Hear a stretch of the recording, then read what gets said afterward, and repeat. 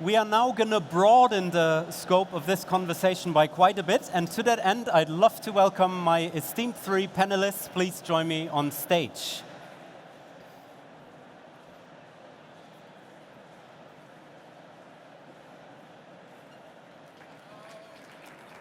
Thank you. Yeah. Wonderful, very warm welcome. Thank you for joining us.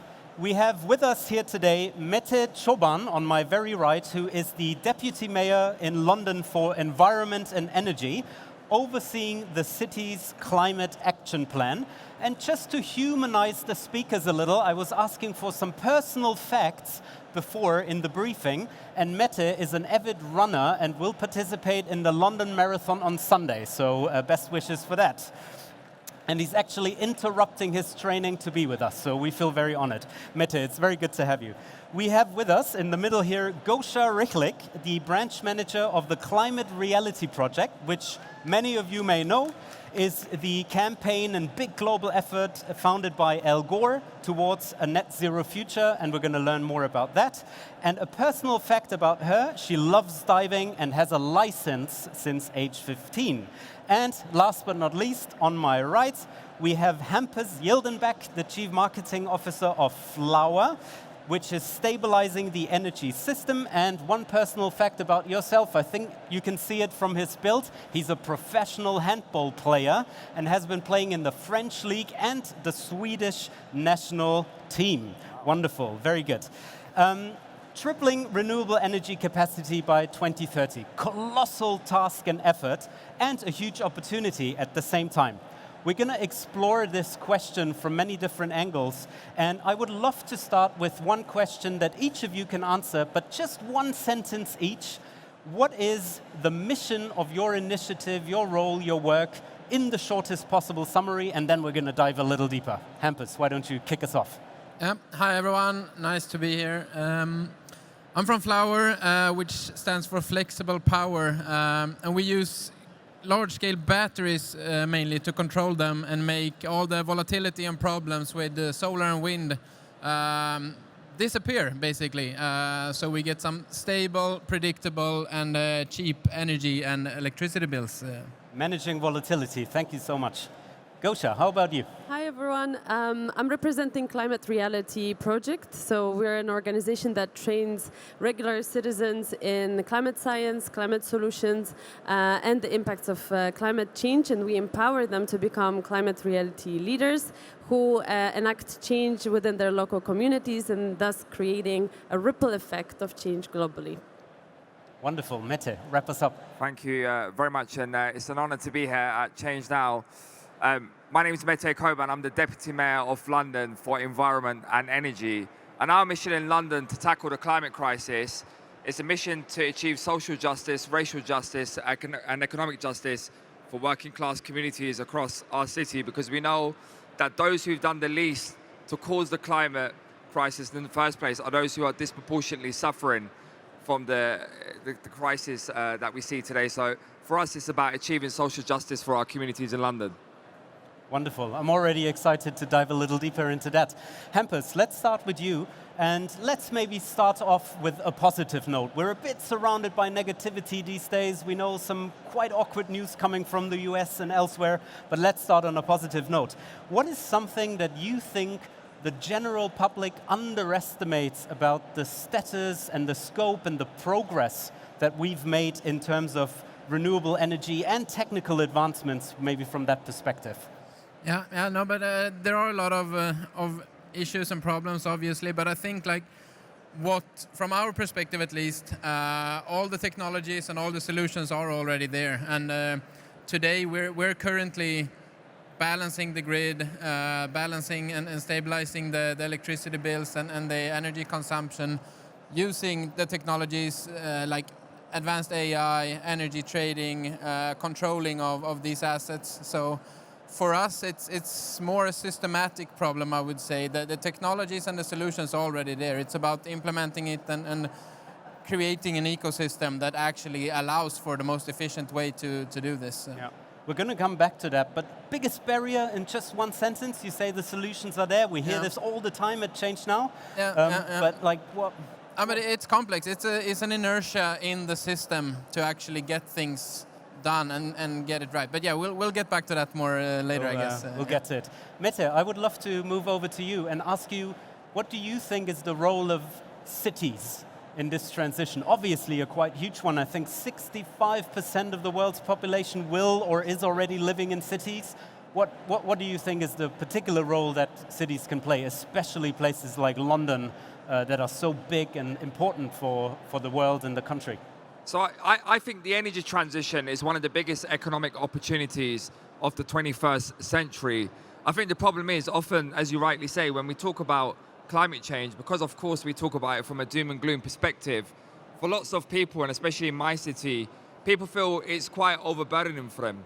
And one of the key things that we're focused from a London perspective, and of course through C40 Cities, which is a collective action of cities taking action on climate action, is about making sure that we're talking up the benefits of the transition, the opportunities that it could create for jobs, the fact that people like me and from my community, when I was growing up as a kid, my parents, when I go home and they open their letter from their energy bills and they see rising energy prices because we're dependent on fossil fuels, and every time something happens around the world, who pays more for it? It's working class communities. So I think for us, the energy security and the energy transition is a huge opportunity for how we can unlock benefits, tangible benefits for communities. And Emily very eloquently through her presentation spoke about community energy and community solar. We're already seeing how many community organizations in London are massively benefiting. I'll give you one anecdotal evidence of that, but we recently in London launched something called the Greener Schools Programme, where we've been funding solar panels, capital works across the whole of London. This is saving schools £18,000 a year on average, which they can otherwise use towards teachers' assistants and important resources for their children. So it's about the economic benefits as much as it is about the environmental benefits. And that's how we've been able to bring communities with us on our journey. Yeah. I love how you met to bring in the community and what it means for them in terms of financial savings, empowerment, inclusion, equity. And Gosha, I know that you work a lot with communities, with movements, with public support. I'm wondering if you could tell us what is something that decision makers, policymakers around the world may underestimate a little in terms of the public support and the scope of grassroots movements that are existing out there and that are mobilizing and doing things? Are you asking for one thing? One thing only? I think it's challenging to put it in just one sentence or one aspect, right? Because there are different communities around Europe, for example, the area that we work in. So there are communities that are already willing to participate in that transition. They're convinced about the need and the urgency of the transition. So they would need rather the tools and efficient ways to actually implement those solutions. So they need more support. They need the tools, they need efficient systems, they need less bureaucracy. But then there will be communities that are not ready yet. They will need a bit more of building trust, I would say, and actually showing them the benefits that Mette talked about, right? So they need to understand that there are certain benefits coming with the transition, and only then, with building their trust, it will be possible to accelerate that transition. So I guess that a lot will depend on where a certain community is. It will vary across regions in Europe or the world. So yeah, I would say that it really varies and depends on the community. But if I were to pick one thing, I would say that possibly decision makers underestimate the role that communities can actually play, but they need certain things to get this done. So they need more support, they need more education on the benefits, they need simple systems, they need one-stop shops, for example, for establishing renewable energy communities. So they need the right tools and the clarity on the benefits to be involved in the transition. Yeah, thank you, Gosha. We'll get to solutions and ideas because this place and this space and this community is all about it, but I think it's fair to spend just a few moments on the barriers, as I said. And looking back to you, Mette, and then going around the circle, you've told us just one story, and I'm sure you would have 20 of the benefits of implementing renewable energies in the community, £18,000 you said of savings per school on average. What stops us? What are some of the barriers that you come across? Why isn't this being done at scale, at speed, yesterday, if there is so much benefit to it? Yeah, I mean, I think part of it is about having political will and the political leadership to be able to set out the framework and the investment that you need to see to happen at a scale. I'm very lucky, and I'm not just saying this because I want to keep my job, but I work for a mayor of London who's put environmental action really at the heart of his mayoralty. And I'm often pushing at an open door, and it makes it much more easier for me to do things in my role because, of course, he's very interested in what more we can do around action. But I think the issue here is we have lots of great pilot projects, not just in London, but other cities around the world. But what we don't have is how do you accelerate scale? So if you, for example, take, retrofit that we need to take across our city to really help tackle field poverty and accelerate job acceleration. If you think about, for example, how do you unlock much more private finance into really growing our green economy, £75 billion of investment that we need in London's green economy to reach net zero by 2030, what we're missing is we're missing the scale question. And we're missing how we can unlock the private finance that we need in terms of investment. So I think there's a job for us as politicians to do to be able to provide that framework and to give confidence, not just to investors, but also to communities around the future vision. And of course, I'll just say one final thing. There's a big role for cities to play, because where you have, unfortunately, the most powerful person in the world who's a climate denier in charge of the most powerful country, and the impact that's having on, on the outcomes of international negotiations, there's a big role for cities to play here. And there's a big role for cities to show that actually we're the ones on the front line delivering the change of what's being discussed internationally. And often when nations are delaying, it's cities who are actually delivering. So I think there's a big role for cities to step up and actually work with communities and really accelerate the transition that we need. Yeah, wonderful, Mette. I'd love to turn the attention to you again, Hampus, and take a technological lens again for just a moment. What would you say is a breakthrough, a next step that needs to happen from a technological perspective, and what is sort of the barrier there that holds us back? Can you elaborate just a little? Yeah, for sure. I'd love to hear Gosha's perspective as well. And everything ties into everything, and it's a bit of what Matt is talking about. I mean, the fossil-based energy system was based 150 years ago. It is so complex today. Everything from refining the oil, distribution, logistics, risk management, taking advanced financial products, and it has taken such a long time to perfect that. And now we need to do that in 10, 15 years with the renewable energy system. And there are so many things that needs to be in place here. And I would say, fortunately, we do have advanced technology now that we didn't 150 years ago. So I think it's possible to do this. But you need to get all of these different things in place all at once. And I would say that's the barrier. Yeah. And I would say it's all from financial products now, regulations, legislations, and transportation and how to transport electricity and energy, creating local markets, and it's. So I'm hearing, with all the positivity and hope that is justified, we also need to be a bit realistic about the complexity of getting there. Thank you for Definitely. that perspective. Gosha, I'm wondering, Matt has touched on it, the community, the role of the citizens. How do we ensure that the public isn't just on board, but also plays an active role in that transition? How do we make sure that power is moving from the center more towards everyone? How can we bring everyone along that journey? And again, what are maybe some of the barriers that stop the everyday citizens from full-on committing and jumping onto this? I think that this was actually tied into the previous question I answered, is that I would say the first step would be on education, but not the facts and data regarding climate change, as much as it is important.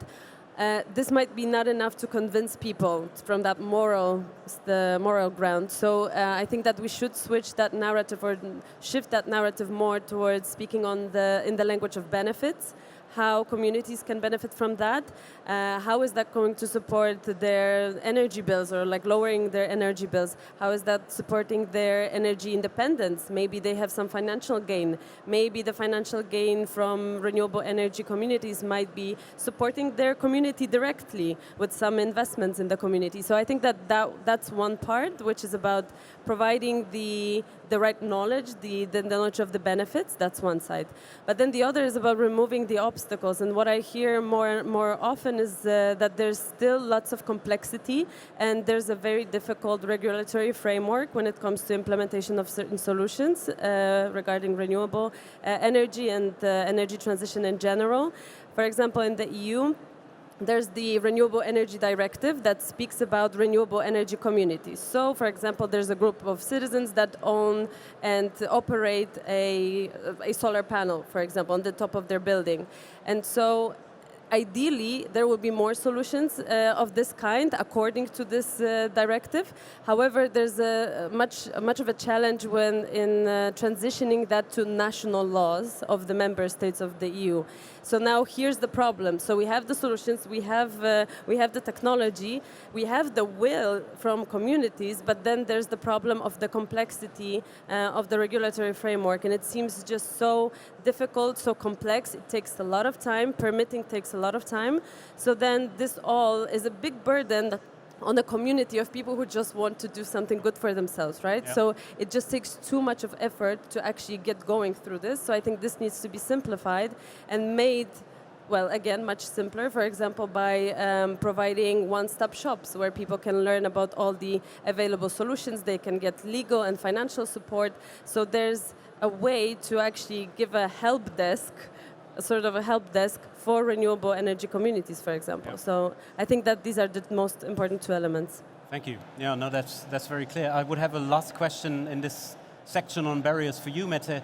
What are some? You said you have a mayor, and I would agree from one step of distance that he is someone who's progressive in terms of renewable energies and including the community.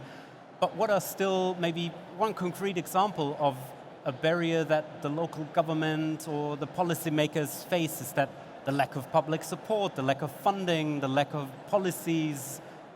What sort of doesn't quite work in that machinery to fully make everything click and fall into place?